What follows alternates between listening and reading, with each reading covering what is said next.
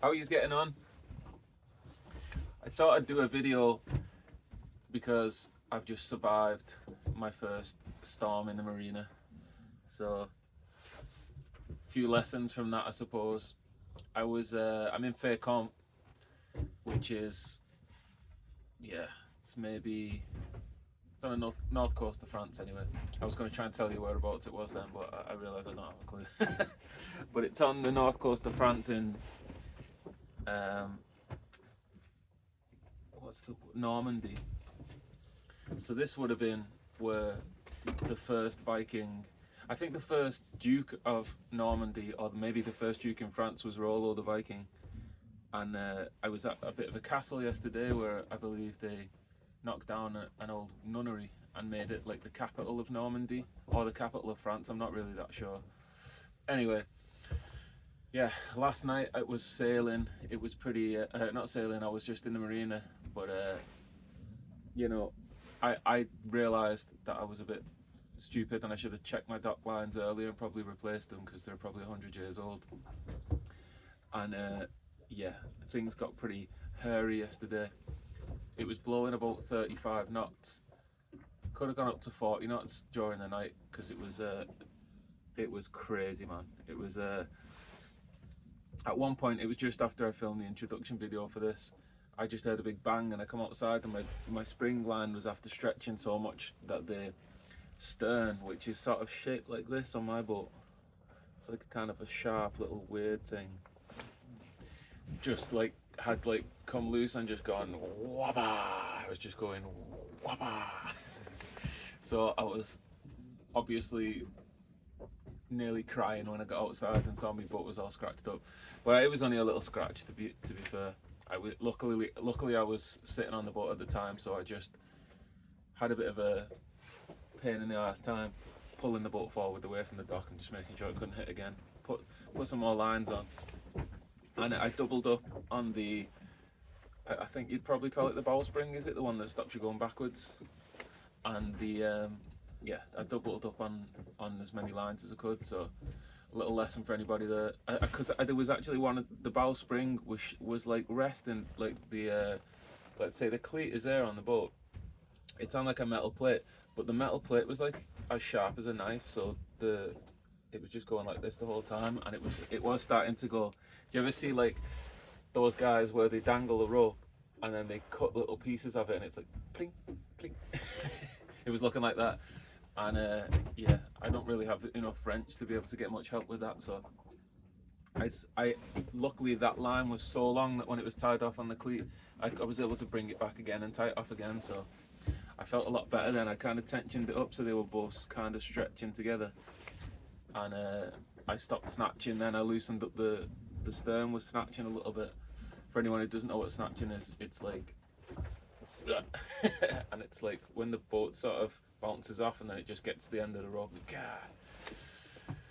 So yeah, today is looking a lot better. I mean, when I sleep good. That's the only problem. I'd sleep right through the boat floating off to another country, to be honest. But yeah, the rolling's not, well, you can probably see it's still pretty bad, but I won't open that because the light might go crazy.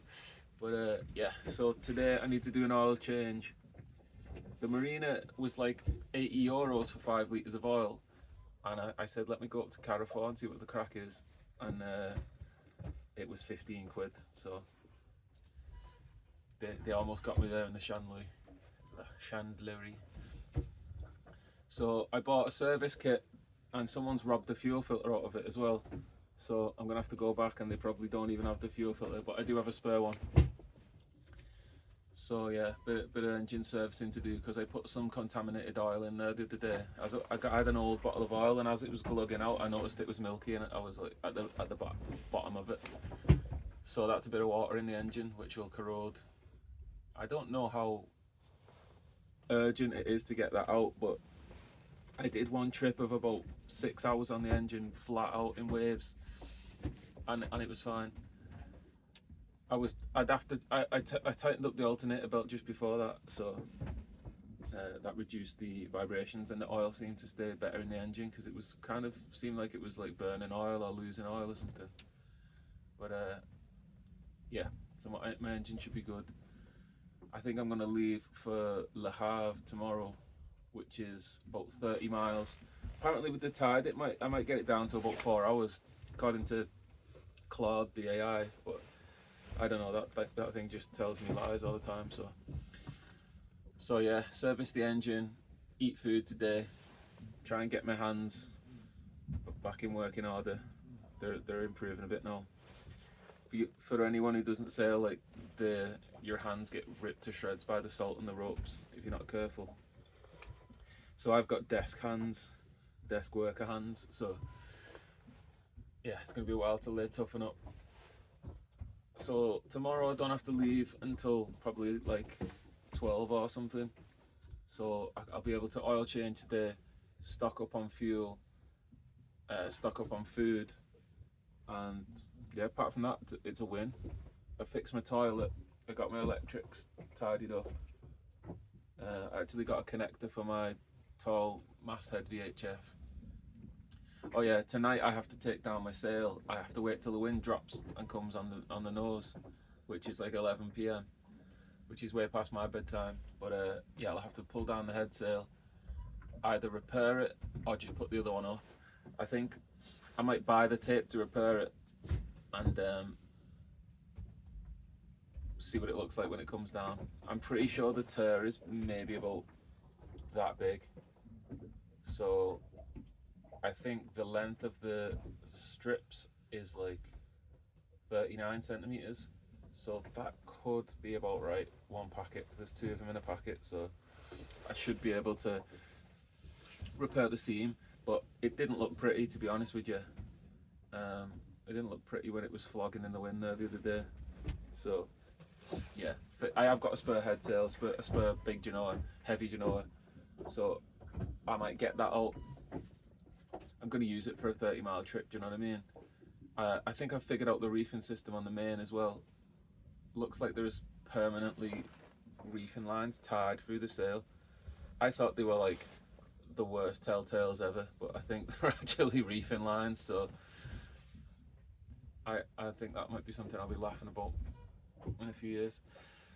So yeah, tomorrow Le Havre, and then I'm set to take the mast off, and I will get then from Le Havre up to Rouen, which is inland up the river, and then I'll be set.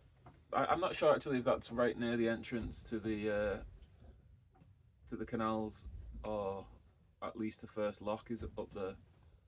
So I'll be getting towards the inland waterways that'll take me through Paris then, and then, you know, down to the Med eventually. Yeah, so that's the situation now.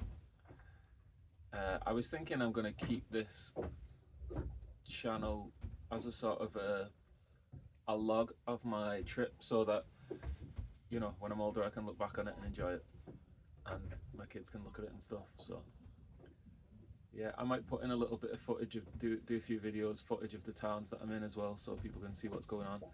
I'm not into editing and stuff like that, so it is what it is. I'll do you a little captain's log from here, and nice one. So hope you're having good sailing wherever you are, and over and out.